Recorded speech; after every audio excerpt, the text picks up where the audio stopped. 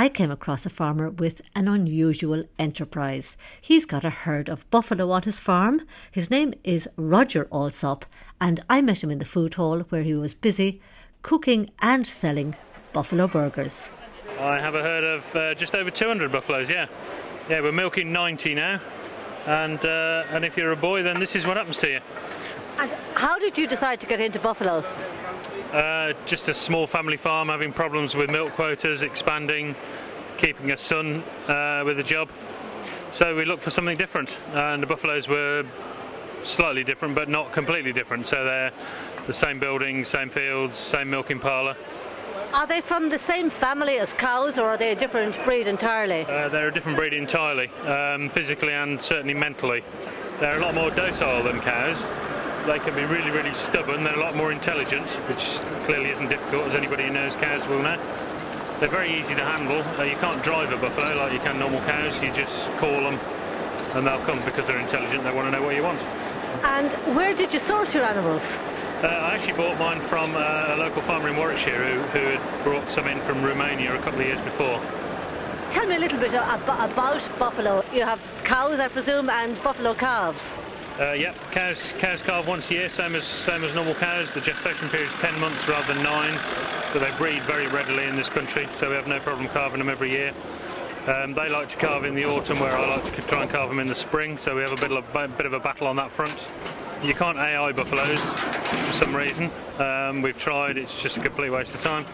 So we just run a bull, one bull with the cows and another bull with the heifers. And are the bulls difficult to handle, because they're big? The bulls are very big. They have very big horns, but the bulls are about the most docile thing in the world. We did have one bull we used to be able to sit on, and it didn't mind at all. What weight would your bull be? What weight would your cows be?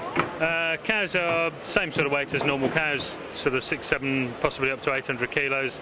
Bull, I would think, would be probably best part of a ton. And they kill out. They're a strange shape. Anybody who knows what beef cattle look like will go, oh my God, what the hell's that? But they actually kill out better than they would ever look like. And you can only feed them small amounts of a concentrate feed, otherwise they just get far too fat. So when you describe the shape, they're all shoulder? Pretty well, yeah. All shoulder and brain, they like to think.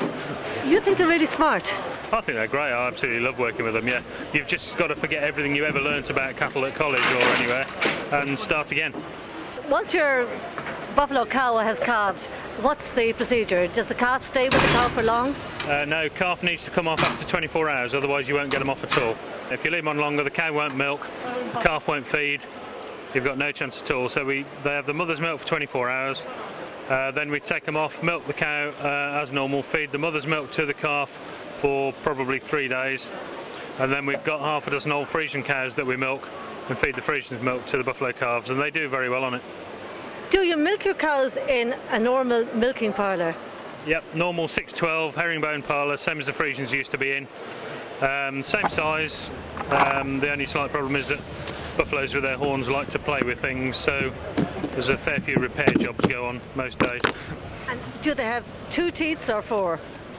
4.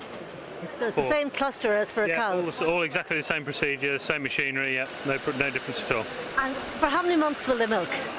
Well, less than Frisians. They milk for generally 270 days. They tend to dry themselves off at about that stage, and then they're obviously dry for longer than Frisian cows. And what kind of milk yields are you getting? This is where it all goes horribly wrong. We peak at about 15 litres per day for a good cow.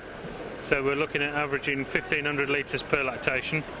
And anybody who milks Frisians will think, so what's the point of that?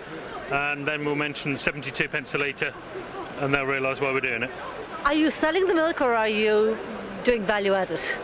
We do value added in ice cream, we make a hard pressed cheese, we do yoghurt in the winter.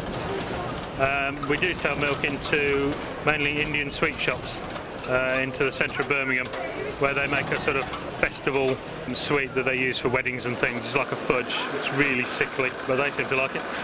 So from mainstream farming, you had to learn how to process milk?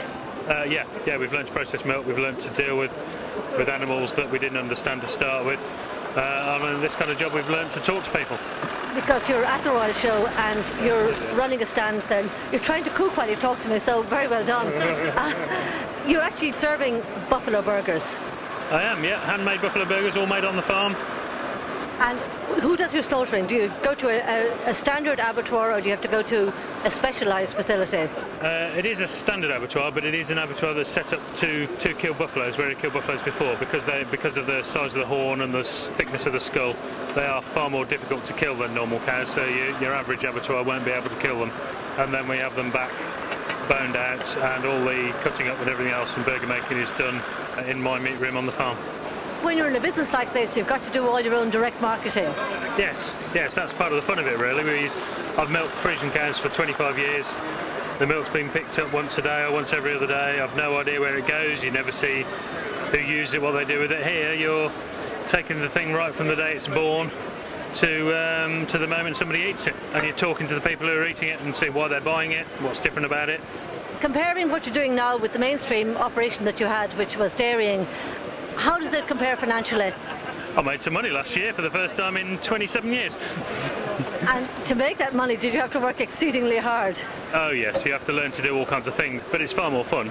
And are you in the business of selling buffalo if somebody wanted to get into the business?